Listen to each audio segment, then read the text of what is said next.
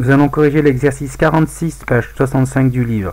Alors, ici, donc, ce qui est important, c'est qu'il faut étudier les limites, donc à gauche et à droite. Donc, on va regarder, donc, il n'y a pas forcément des limites en A, par exemple, mais on aura des limites en A+, et A-, c'est-à-dire A+, on va s'approcher du côté en étant supérieur à A, A-, par exemple, on va s'approcher en étant inférieur à A. Alors avant tout, donc ici vous avez, donc ça c'est un cas simple qu'il faut bien maîtriser. Petit a, donc vous avez la fonction. Vous voyez bien que si je remplace, si je fais tendre x vers 1, d'accord, c'est x tend vers 1, les dénominateurs, il va tendre vers 0. Et ça, 1 sur 0, ça n'a pas de limite comme ça. Par contre, il faut donc étudier pour voir s'il y a une limite à gauche ou à droite. Donc le cours, ce qu'il faut retenir du cours sur les limites à gauche et à droite, c'est surtout ces deux-là. C'est que 1 sur un 0 plus, ça fait plus l'infini. Et 1 sur un 0 moins, ça fait un moins l'infini. Ça peut se retrouver grâce à la fonction inverse. Je vous conseille de la refaire rapidement et de voir que plus x est grand, bah donc, quand x me rapproche de 0 du côté supérieur, donc par la droite, on voit que l'hyperbole tend vers plus, la branche elle tend vers plus l'infini. Et quand je tends vers 0 moins, c'est-à-dire du côté gauche, et du coup en étant inférieur à 0, on voit que la branche de l'hyperbole, elle tend vers moins l'infini. Ici, en fait, ce qui est bien de faire, c'est un tableau de signes pour savoir si on va avoir un 0 plus et un 0 moins. On n'est pas obligé, mais quand c'est compliqué, c'est bien. Donc autant prendre une habitude et comme ça, on ne se trompe pas. Si je regarde le signe de x moins 1, donc ça c'est annulé en 1, il y a un 0. Et à droite du 0, on est toujours du signe du coefficient directeur. Ici, le coefficient directeur, c'est 1, parce qu'il n'y a rien, donc c'est 1 le coefficient. C'est 1x, c'est x. Donc comme il est plus, là on met plus, et donc à gauche on met l'opposé, moins. Donc si je tends vers 1 plus, c'est-à-dire x supérieur à 1. Donc là si je tends vers 1 mais en étant supérieur, donc à droite, je vois que je vais tendre vers 0, mais un 0 plus. Donc je mets un 0 plus. Et donc ma limite, ça va être 1 sur 0 plus par quotient, vous voyez, je fais 1 sur 0 plus, et 1 sur 0 plus c'est plus l'infini là. Pareil, si je tends vers x, tend vers 1 moins, c'est-à-dire que je vais tendre vers le côté inférieur. Donc ce qui est à gauche de 1, je tends vers 1 comme ceci. Donc si je tends vers 1 par la gauche, je vois que j'ai 0, mais c'est du côté négatif. Donc ça fait 0 moins. Et par quotient, 1 sur 0 moins, c'est moins l'infini. Là, pareil pour g. Donc là, c'est un petit peu plus compliqué. Donc là, j'ai 2 moins x. Donc là, je fais le signe 2 moins x. Ça s'annule en 2, ça vaut 0.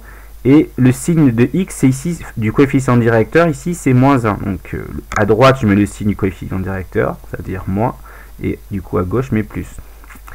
Donc quand je m'approche, quand je tends x vers 2 plus, x supérieur à 2, donc quand je me rapproche de 2 par la droite, je vois que mon dénominateur, il tend vers un 0, mais moins, puisque je suis du côté moins. Et donc au final, g de x va tendre vers, attention, il y a le moins qui est en haut aussi, il y a moins 1 sur 0 moins. Alors je détaille pour comprendre pourquoi ça fait plus l'infini. Ça fait donc moins 1 fois 1 sur 0 moins. 1 sur 0 moins, je vous rappelle que c'est moins l'infini. Donc moins 1 fois moins l'infini, ça fait plus l'infini. Quand x tend vers 2 moins, donc pareil, vous faites tendre 2 du côté à gauche cette fois-ci. Et donc vous rapprochez, donc quand x se rapproche de 2 vers la gauche, 2 moins x se rapproche de 0, mais du côté positif. Donc c'est un 0 plus. Donc la limite de g de x quand x tend vers 2 moins, c'est attention, moins 1 sur 0 plus. Donc je vous rappelle, ça fait moins 1 fois 1 sur 0 plus. Et 1 sur 0 plus, c'est plus l'infini. Du coup, j'écris plus l'infini. Et moins 1 fois plus l'infini, c'est moins l'infini. Pour le c, alors là, on a un carré. Mais donc le dénominateur, il tend toujours vers 0. Mais regardez, donc si x tend vers 1 moins, ça va tendre vers 0. Qu'il soit positif ou pas, d'ailleurs, ce 0, c'est un 0 plus ou un 0 moins.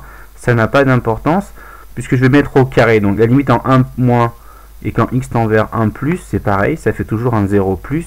Et donc la limite en 1 plus et en 1 moins, c'est la même chose, c'est moins 1 sur 0. Et comme tout à l'heure, moins 1 sur 0 plus, pardon, ça fait moins l'infini, donc là ça fait moins l'infini. Là celui-là est un peu plus difficile. Donc si je veux regarder le signe de x moins 1, parce que si a tend vers 0, je rappelle que exponentielle de 0, ça vaut 1, donc ça va faire 1 moins 1, ça va tendre vers 0. Mais il faut connaître le signe de du dénominateur. Il faut le connaître, ce signe-là, il est important à connaître. Comment s'en souvenir, c'est assez simple. Vous avez la courbe exponentielle qui fait donc une exponentielle comme ça. Vous savez que l'exponentielle de 0, ça vaut 1, donc ça passe ici. Donc quand x est positif, finalement, exponentielle de x est supérieur à 1. Vous voyez, quand je suis positif, forcément je suis supérieur à 1. Et quand x est négatif, exponentielle de x est inférieure à 1. Donc au final, si je regarde ceci, ça s'annule en 0, puisque exponentielle de 0, ça vaut 1, donc 1 moins 1, 0. Et quand x est supérieur à 0, quand il est positif, ça c'est supérieur à 1. Donc la différence, ça va être positive là, et ça va être négatif là. D'accord? Vous pouvez aussi, si vraiment ça vous parle pas ce que je viens de dire, bah, vous avez cette courbe, vous tracez la droite y égale 1 ici. Vous voyez bien que quand je suis positif, je suis au-dessus de 1, et là quand je suis négatif, je suis en dessous de 1. Bon. Une autre manière. En tout cas, ça, il faut bien le connaître. Donc quand x tend vers 0 plus, donc du côté à droite, eh ben, vous avez que au numérateur, bon déjà ça change pas, ça fait exponentielle de 0, ça fait 1. Par contre au dénominateur, quand x tend vers 0 plus, donc là quand je tends vers 0 plus, exponentielle x moins 1, ça va tendre vers un 0 bien sûr, mais un 0 plus, parce que je suis du côté plus du signe. Et par quotient, donc je fais 1 sur 0 plus, et donc ça fait plus l'infini. Pareil pour x tend vers 0 moins, donc pour le numérateur ça ne change rien, c'est avec exponentielle de 0, ça fait 1. Et pour le dénominateur, par contre, quand je m'approche de 0 par la gauche, je vais tendre vers un 0 qui est moins. Donc ça va faire 1 sur 0 moins, ça va donc faire moins l'infini. Je crois qu'il est terminé, oui.